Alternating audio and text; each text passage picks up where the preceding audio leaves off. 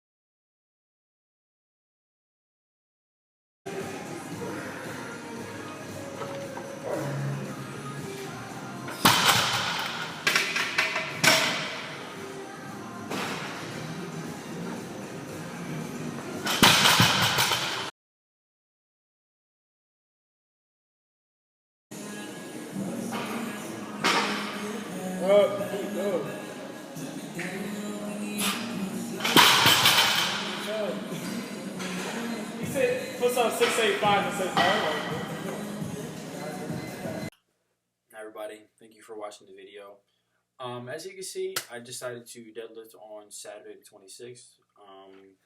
Like I said, I wanted to stick with my program and actually end the training cycle instead of just skipping it because of the flu. So actually worked out well. I hit 600 for 4. I kind of was already expecting that going in. I wanted to get it for 5, but that's going to be the goal for this next training cycle that I'm going to be starting next week. So I guess that's probably my last big lift for the end of the year. So I'm really happy about that, and it's really given me definitely a positive outlook onto next year's training and competition. So I'm definitely looking forward to that. So yeah.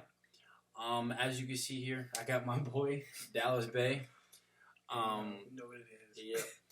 Yeah. For those who don't know, which I'm pretty sure they do, he actually placed 4th at the Raw Nationals this year in the 148 weight class.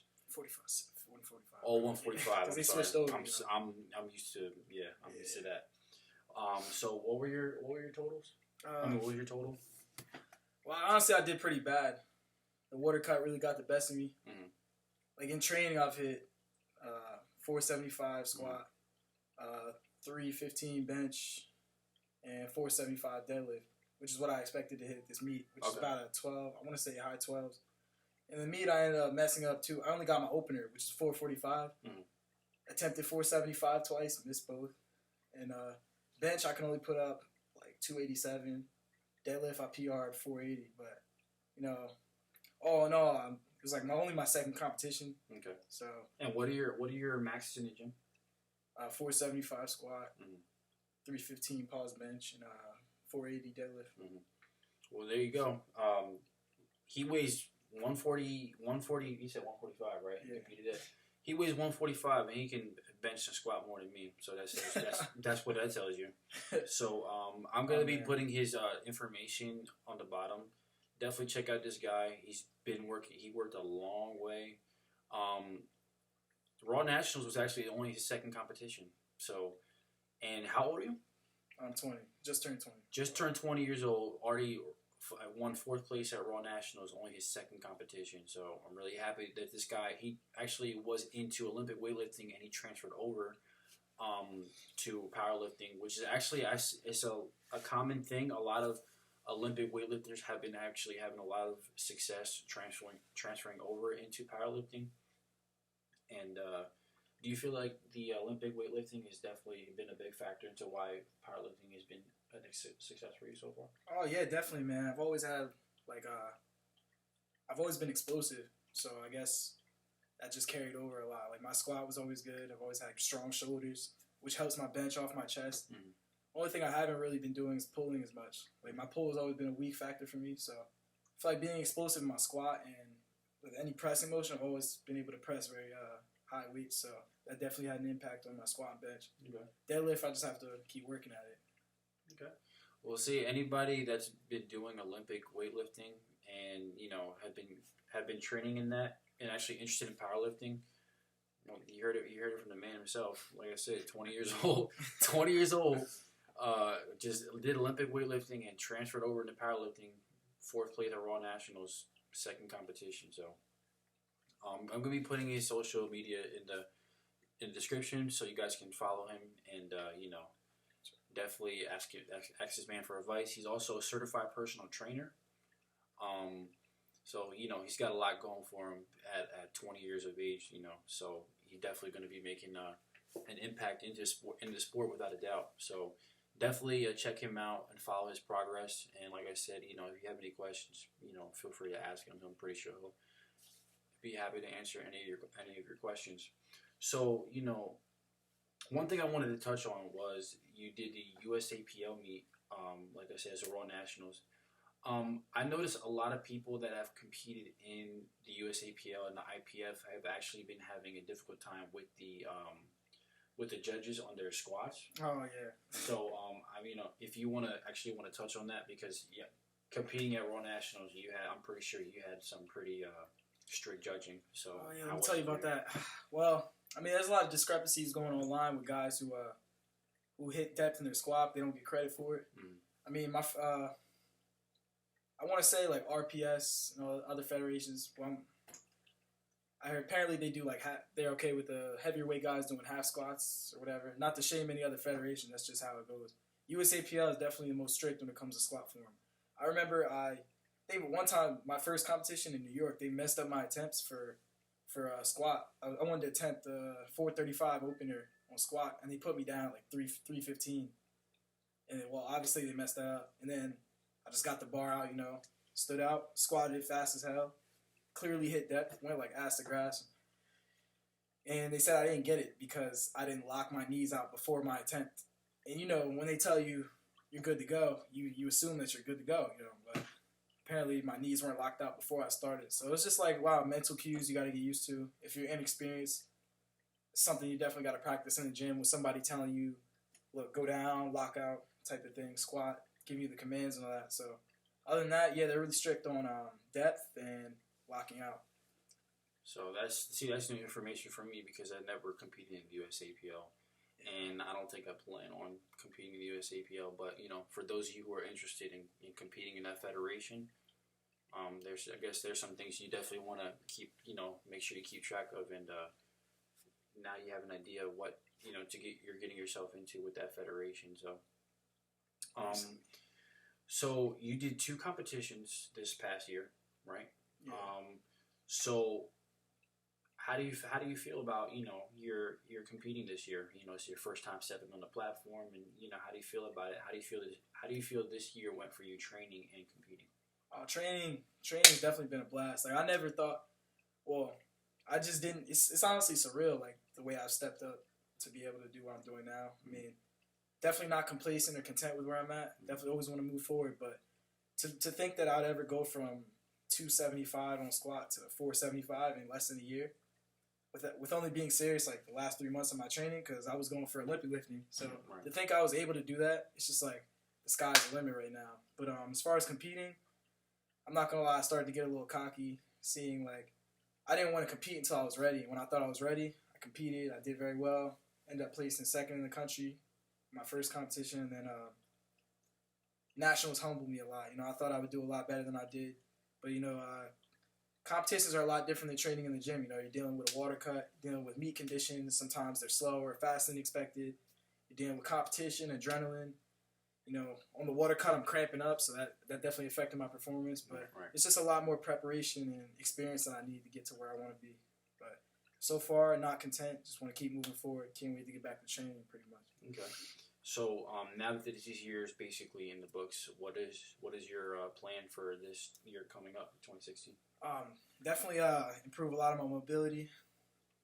Just some training goals here. Just train a lot smarter, work a lot harder, obviously. I'm definitely trying to hit that 500 squat because I got guys. My boy Willie Lim used to go to my school. That's #1 in the country right now. Basically trying to catch him squat and bench. So right now, for this next month, I'm focused a lot on my bench press, form, mechanics, all that. But eventually, deadlift is the thing that really needs to improve for me. I don't train it that much. I know it's a bad thing, but I focus so much on my squat and bench, my strong points. I need to focus on this one weakness. So I pretty much train 3 months until, you don't got to worry about that. It's just 700 deadlift pretty much. But Yeah, hopefully around March I have this, or actually April I have collegiate nationals. I'm trying to start a powerlifting team in my school. So There you go. Training right through that, and back at nationals again. Hopefully I can make the world team. So. And to touch on the collegiate nationals real quick, do you know the process do you have to go through to get your school to be able to have a powerlifting team? Is there a certain process you have to it's go a lot of politics, to be honest. Mm-hmm. You have to make sure your school's down with it, pretty much. We could still, even if we don't get the team started, we could technically compete under Rutgers' name as a unit, but we're just trying to make it more of a community for our school. But yeah, we talked to this guy, John DeLacio. He's the board. He's on the powerlifting board for New Jersey, USAPL.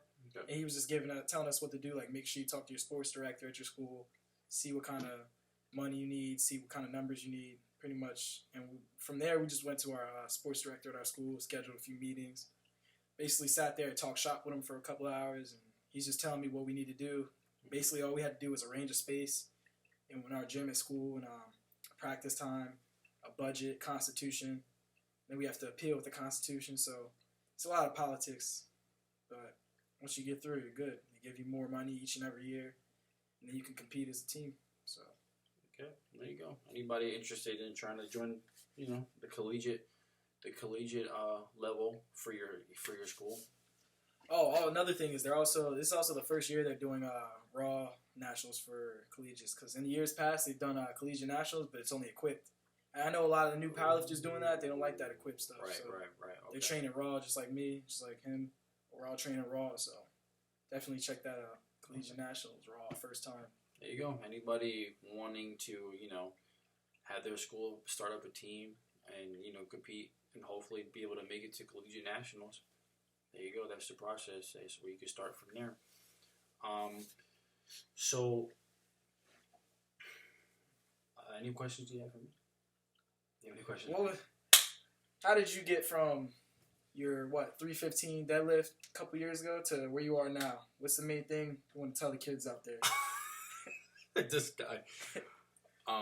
What he's talking about is basically when I first started training, I was able to deadlift 315, and I think one big factor has to definitely be my genetics, my deadlift leverages, because I want to say I'm about actually 5'8", 5'9", but I have a 6'1" wingspan, so definitely, the distance the bar has to travel for me is a lot shorter than for most people. So I feel like that was definitely an advantage.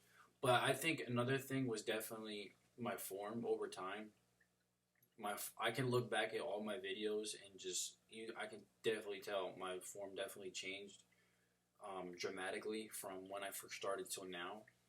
And I think that's just something that you have to figure out on your own. It's based on feel, because nobody knows your body better than yourself. That's the same approach I take with training. I feel like you have to experiment and see, what's going to help your body grow or what's going to make you stronger, and be able to develop your own personal routine. So I feel like that's definitely the biggest reason why, I'm be able to hit the numbers that I'm at today. All right. And consistency, obviously. Yeah. This guy's been going at it for a while, man. But watch him grow. Like I said, he's just turned 20, 4th in the country, Raw Nationals, his second competition. Okay? One of the things I always touch on is just being consistent and being focused and being determined, That's a prime example right there. He was already, he's already training and focused on Olympic weightlifting, and I'm pretty sure he's already putting up solid numbers there, and he transferred over to powerlifting and took the same approach. Yeah. But it's definitely the consistency. There's going to be times where you're going to compete and you're not going to be able to, hit the numbers you want to hit. Training may not go the way you want to, but the most important thing is to not give up.